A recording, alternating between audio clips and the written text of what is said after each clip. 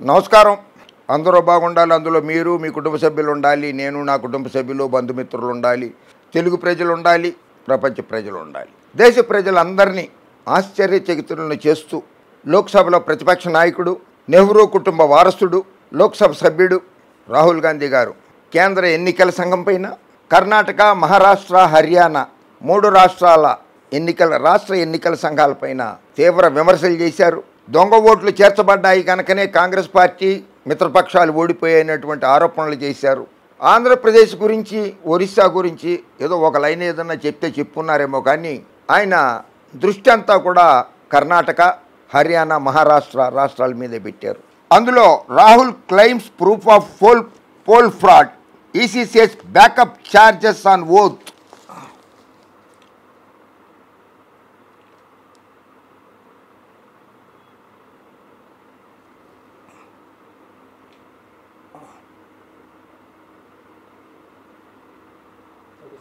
ఇందులో రాహుల్ గాంధీ గారు చెప్పింది ఏంటంటే, చాలా అక్రమాలు జరిగాయి, దొంగ ఓట్లు నమోదు చేశారు, ఒకే ఇంటి నెంబర్ పేరు మీద 100 ఓట్లు చేర్చబడ్డాయి, ఒకే వ్యక్తికి 3-4 చోట్ల ఓట్లు ఉన్నాయి.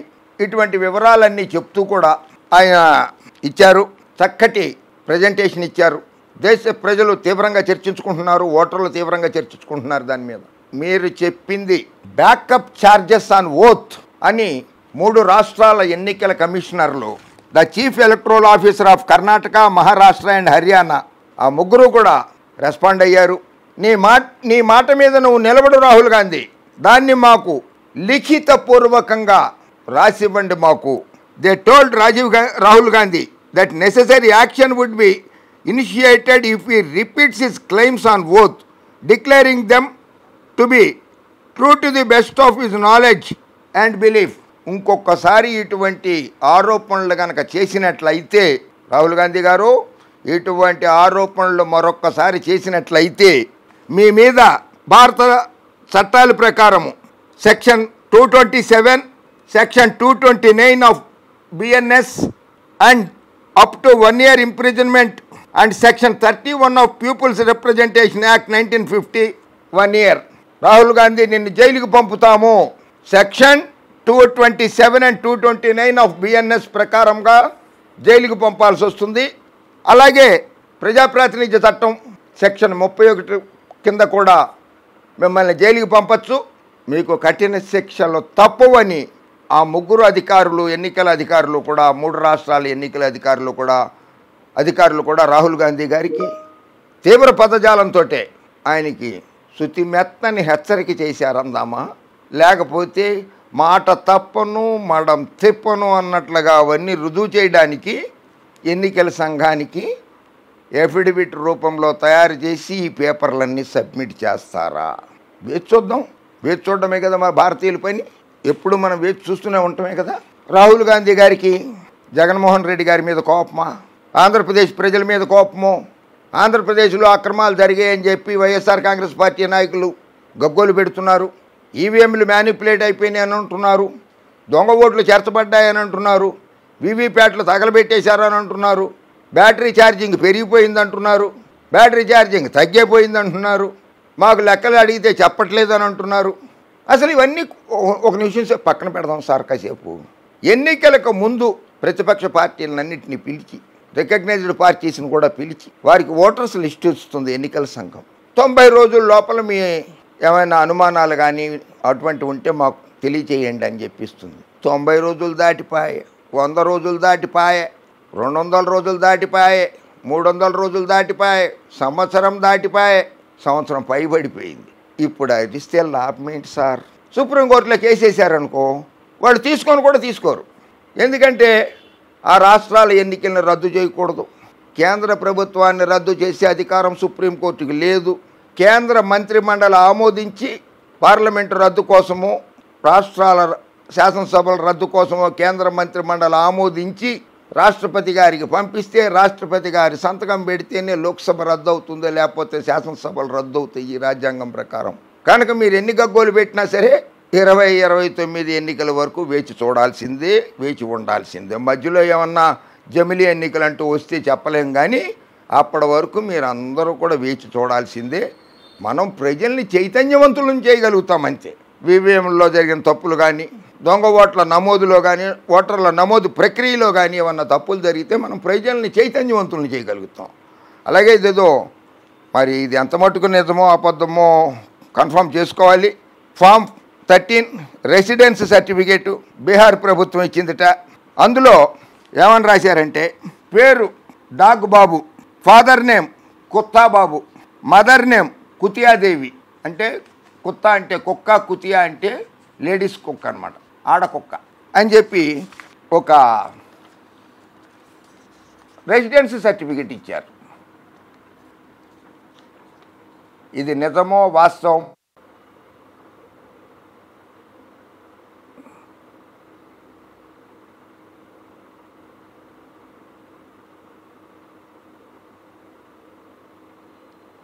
బీహార్లో శాసనసభ ఎన్నికలు జరగబోతున్నాయి. ఆ రాష్ట్రంలో దాదాపు 75 నుంచి 77 లక్షల మంది ఓటర్ల ఓట్లు తొలగించబడ్డాయి అని చెప్పేటువంటి వార్తలు వస్తున్నాయి. వాళ్ళ దగ్గర ఆధార్ కార్డు ఉంది, ఓటర్ కార్డు ఉంది, రేషన్ కార్డు ఉంది. అయినా కానీ ఓటు హక్కు మాత్రం పోయింది. అది ఎన్నికల సంఘం రికార్డులలో పోయిందని చెప్తున్నారు. ఇలా కనుక ఎవరైనా సరే రాహుల్ గాంధీ లాగానో మరొకరిలాగానో ఎవరో ఒకరు ప్రశ్నించకపోతే మనం పెంచుకునే కుక్కకో లేకపోతే మన వీధిలో తిరిగే కుక్కకో ఓటు హక్కు ఉంటుంది, మనకు మాత్రం ఓటు హక్కు ఉండదు కదా. ఇవన్నీ ఆలోచించదగ్గ విషయాలు. ఈవీఎంలతోటే ఓడిపోయాము అనేటువంటిది రాజకీయ పార్టీలు పక్కన పెడితే బాగుంటుందేమో కొద్ది కాలం. ప్రజా వ్యతిరేక పాలన సాగిస్తున్నటువంటి కూటమి ప్రభుత్వాన్ని ప్రశ్నించండి. ఎన్డీఏ కూటమి చేస్తున్నటువంటి అసమర్థ పాలన, అవినీతి పాలనపై గళమెత్తండి. ఈవీఎంలతోటి ఓడిపోయామని అంటే వాళ్ళకి ఊతమిచ్చినట్లు అవుతుంది. 2019 ఎన్నికల్లో 303 లోక్సభ స్థానాలు గెలిచిన భారతీయ జనతా పార్టీ 2024 ఎన్నికల ప్రచారంలో అప్కీ బార్ 400 పార్, అప్కీ బార్ 400 పార్ అన్నది. అంటే ఈసారి మేము 400 పైగా సీట్లు గెలుస్తామని ప్రచారం చేసుకున్న భారతీయ జనతా పార్టీ ఈవీఎంలతోటి గెలిచినట్లయితే 243 అంటే మెజారిటీ కూడా రాలా, పూర్తి మెజారిటీ కూడా రాలా భారతీయ జనతా పార్టీకి. ఇతర పార్టీలపై ఆధారపడాల్సి వచ్చింది. 243 స్థానాలకి ఎందుకు పరిమితం అవుతుంది? ఈ దేశంలో మోడీ గారిని తీవ్రంగా వ్యతిరేకించే రాజకీయ నేత ఎవరైనా ఉన్నారంటే అది మమతా బెనర్జీయే. ఆ తర్వాత అరవింద్ కేజ్రీవాల్. ఆ మమతా బెనర్జీ గారు వెస్ట్ బెంగాల్ శాసనసభ ఎన్నికలు జరిగాయి. శాసనసభ ఎన్నికల్లో 199 స్థానాలు ఉన్నటువంటి ఆవిడికి 218 శాసనసభ స్థానాల్లో గెలిచింది ఆవిడ. మెజారిటీ ఎలా వస్తుంది? తృణమూల్ కాంగ్రెస్కి మెజారిటీ ఎలా వస్తుంది? పంజాబ్ శాసనసభకు జరిగిన ఎన్నికల్లో అరవింద్ కేజ్రీవాల్ నేతృత్వంలోని ఆమ్ ఆద్మీ పార్టీ విజయఢంకా మోగించింది. ఎలా మోగిస్తుంది?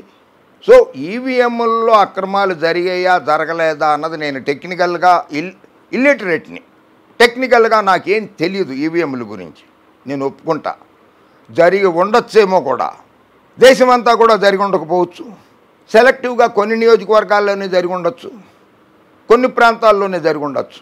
కానీ అదే పట్టుకుని ఈవీఎం అని మాత్రం ఆ ప్రచారంలో ఉంటే అది మీ పార్టీలకి ఎదురు దెబ్బ తగులుతుంది. ప్రభుత్వ తప్పుడు విధానాల్ని, ప్రభుత్వ తప్పుడు పరిపాలనని ప్రజల్లోకి తీసుకెళ్ళండి, ప్రజలకి దగ్గర అవ్వండి. ఈవీఎంలతోటి గెలిచినట్లయితే 243 సీట్లు ఉన్నవాడు 400 దాడతారు నెక్స్ట్ ఎలక్షన్కి. రాహుల్ గాంధీ గారి జీవితంలో ప్రధానమంత్రి కాలేడు, వేరే ఏ పార్టీ నాయకుడు కూడా ప్రధానమంత్రి కాలేడు ఈ దేశానికి. కనుక దాని మీద ఆధారపడకండి. ఈవీఎంలో తప్పులు జరిగి ఉండవచ్చు. నేను టెక్నికల్గా నాకు తెలియదు కనుక జరిగి ఉండొచ్చనే అంటున్నా. కానీ కేవలం దాని మీదే నిలబడి ఉంటే మాత్రం మీ పార్టీకి ఓట్లు పెరిగే అవకాశం ఉండదు. రాజకీయాలలో చాలా జరుగుతూ ఉంటాయి. సో ఇటువంటివన్నీ కూడా చూస్తుంటే ఎన్నికల ప్రక్రియ సజావుగా సాగాలి అని అంటే వ్యవస్థలన్నీ కూడా రాజకీయ పార్టీలకి సహాయ సహకారాలు అందించాలి. అయినా కూడా కొన్ని విషయాలలో కొన్ని పార్టీలు చాలా తప్పుగా ప్రవర్తించాయి. ఎన్నికల ప్రధానాధికారి chief election commissioner of India నియమించడానికి ఉన్నటువంటి 3 సభ్య కమిటీలో ప్రధానమంత్రి, లోక్సభలో ప్రతిపక్ష నాయకుడు, సుప్రీంకోర్టు చీఫ్ జస్టిస్ ఉండాలనేటువంటిది మన పాతకాల నిబంధనలైతే మోడీ గారి ప్రభుత్వం ఆ నిబంధనల్ని తొంగలోకి తొక్కి చీఫ్ జస్టిస్ గారిని తీసేసింది. ఆ తర్వాత తన ఇష్టం వచ్చిన వాళ్ళందరినీ ఎలక్షన్ కమిషనర్ ఆఫ్ ఇండియాగా నియమించుకోగలిగింది. ఆ విషయాన్ని ప్రజల్లోకి తీసుకెళ్ళలేకపోయారు. అటువంటి విషయాన్ని ప్రజల్లోకి తీసుకెళ్ళండి, ప్రజల పక్షాన నిలబడండి, ఈవీఎంలను మర్చిపోండి. ఓకే, జై హింద్.